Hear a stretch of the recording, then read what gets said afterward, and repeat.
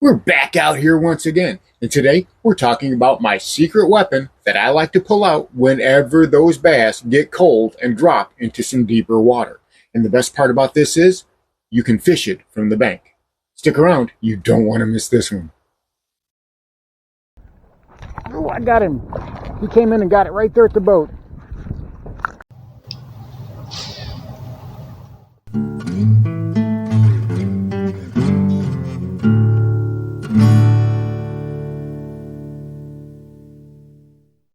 And here's this video's featured comment.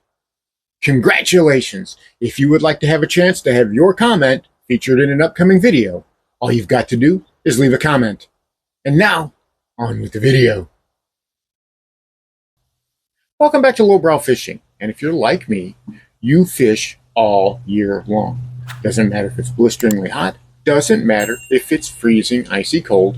You're out there on the water trying to get a few bites. And in decades of fishing and being out on the water, one thing that I have noticed is bass are a lot like the tide. They ebb and they flow, they go shallow and then they go deep.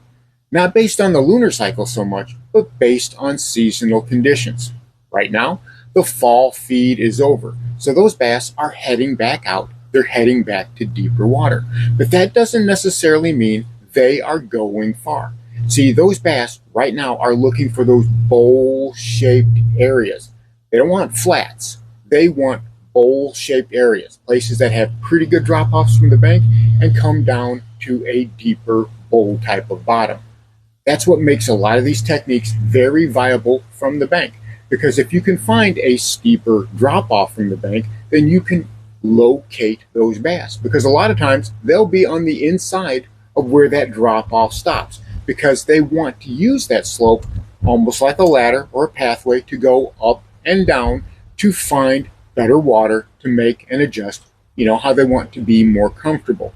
And a lot of times when they're really low like that, and you've had, a lot of sunny days in a row, those bass will have their bellies in the mud. And how do we attack those bass? Well, we go with bottom bouncing techniques, because a lot of times they're not going to chase. Even if something is a few feet above their head, they don't want to come up and get it because of how small that strike zone is. And when we think of a strike zone, we're looking out on the water, we see a two-dimensional thing. But we need to think of it more as a sphere around a bass rather than a ring around the top of the water.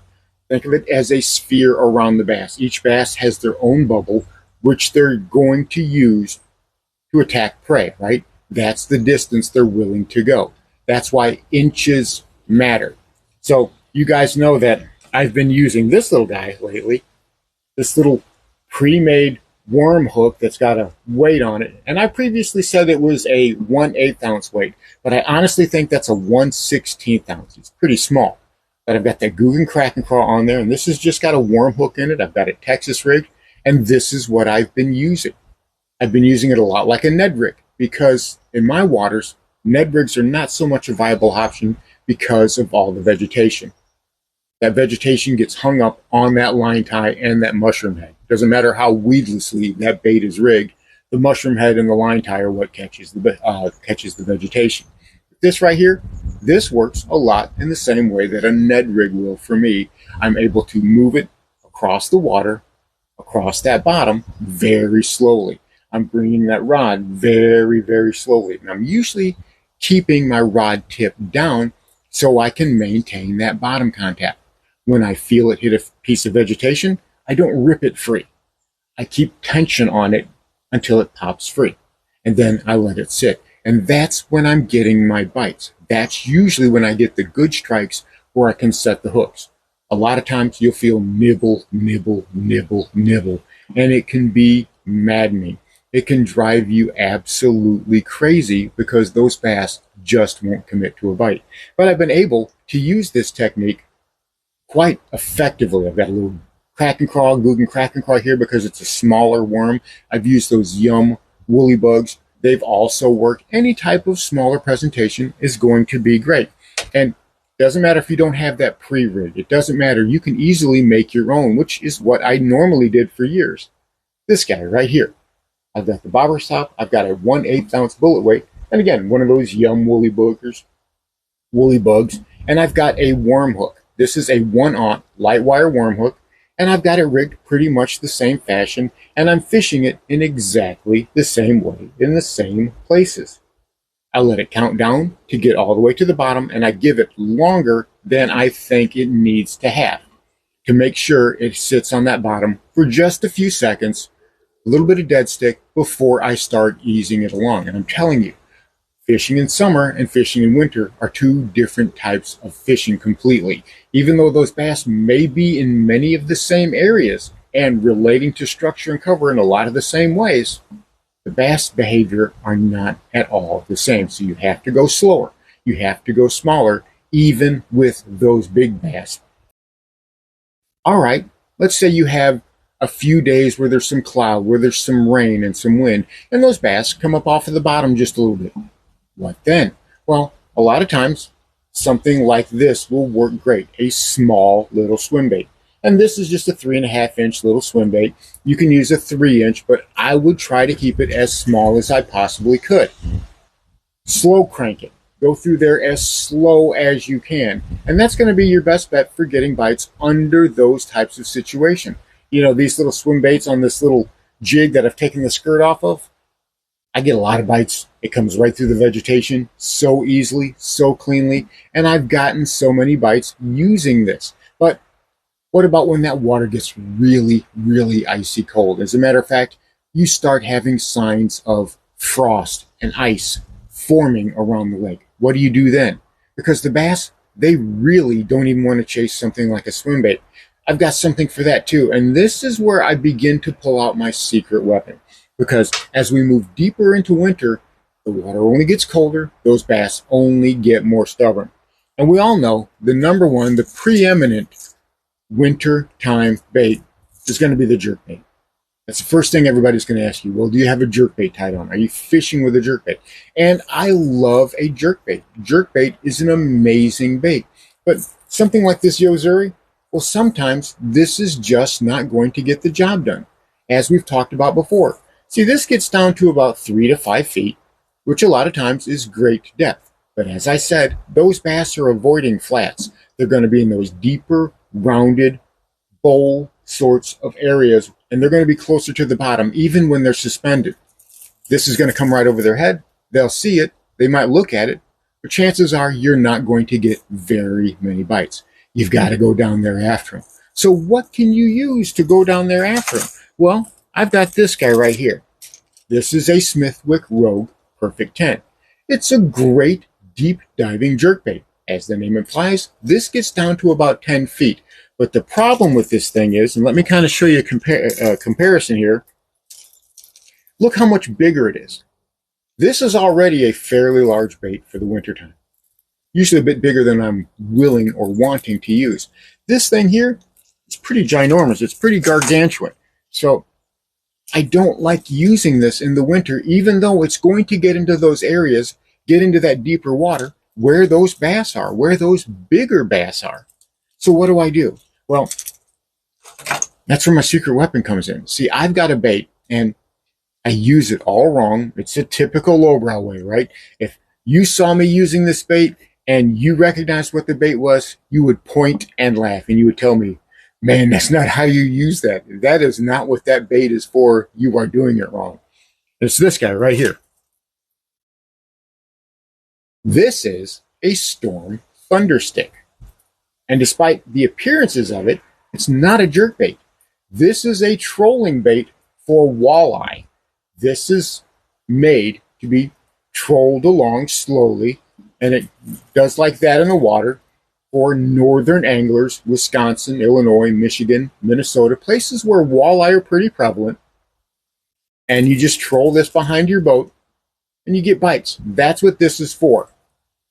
Kind of looks like a jerkbait, and it's got that humongous bill on it. The problem with this thing is it is feather light. This thing's probably 3/16 of an ounce, which for a jerkbait is very light. So I can only cast this with the wind at my back if I want to have any distance at all. But when I put it on the right gear, obviously that spinning combo, 10-pound braid, medium, light, 7-foot rod. That works great. That, or even a BFS. If you've got a BFS combo, something like this will work great on that. But that big bill, this thing gets down deep. This is a Thunderstick deep. I think that's what it's called, a deep Thunderstick Junior. This is actually the smaller size. The bigger size is a little bit longer. It also has 2 hooks on it, so it's kind of hard to tell the difference. But this is just the ticket. Whenever I'm working that in that deeper water, it's a much smaller profile. It's smaller than even a normal jerkbait. This is down with your Rebel minnows or your cotton cordell shads, right? The jerk shads. This gets bites. As a matter of fact, the last time I was out on the water, those fish were very finicky. They had gone deep, they had their bellies in the mud, and they were not looking to cooperate at all. Alright, I'm going to mess around with this Storm Thunderstick. Now this is actually a walleye trolling bait, but it actually works pretty good as a deep diving jerk bait too. Now it's a hard float, so I'm going to have to work it pretty quickly, so we're going to see. Oh yeah, that's a hard float. Not really, not really. It's a float, but it's not as hard of a float as I thought it was. Oh, that was a terrible cast. My finger got stuck on the stringer. Somebody's running a chainsaw. Ooh, there we go. There we go. That's not. Ooh, that's a good fish. Holy cow! I'll be darned, it worked. Ooh, that's a. Ooh, go ahead, buddy. Where are you going? Come on. That's a good fish. Oh, I got him by the back hook. Come on now. I'll have to play him out just a little bit. That's a good fish. All right. Come on. Don't you twist. There we go. Ooh, that is a good winter bass right there. Barely had him. Close to 2.5 pounds. That is a gorgeous, gorgeous fish on the Thunderstick. So, tying on that Thunderstick, throwing it out there, worked like a charm. It caught a very nice 2.5 pound bass. Might have been the second cast, may have even been the first cast, but it worked so well because it was smaller and it got down to those bass. Now, a spy bait, I'm not really going to use a spy bait again because I'm looking for something more subtle as that water gets colder and those bass, they are very sluggish. And a lot of times noise can just drive them off or keep them from biting. So I'm not using a spy bait. That Thunderstick worked great. Another bait, if you're really wanting to go old school, is, well, an old Rapala countdown minnow, right? If you've got one of those, I don't have one out here with me, but it's another great bait to use. They're small and they fall at a steady rate, hence the term countdown minnow. They don't make a lot of noise. You reel them in much the same way you do a spy bait, very, very slowly. So that's another alternative if you can find one of those old school baits. But the point of this video is, obviously, think outside the box. Don't ever be afraid to experiment. But a lot of times, it's okay to do something different. And you can find those bass in very predictable areas, even from the bank. That Thunderstick works great from the bank because I can cast it out. And again, that steeper drop off, I can still get into fairly deep water. And because it floats, and it's a pretty hard float, it comes up pretty quickly, I don't have to worry about getting it snagged on grass or snagged on vegetation or whatever structure covers down there. It just flows right up and comes right out of the treble. So it's a great bait to even work from the bank. If you're a bank angler, look for those steeper drop-offs. Those bass are probably not as far out in that water as you think they are. They're just down in it. So remember that. So there you have it. Some simple things that I use whenever I'm looking for those bass in cold weather. I can do it from the bank. I can do it from my boat. And once I find those bass in those predictable areas, I break out my secret weapon and I go to work. Try it. I really think you'll like it. Thanks for watching Lowbrow Fishing. We'll catch you in the next one.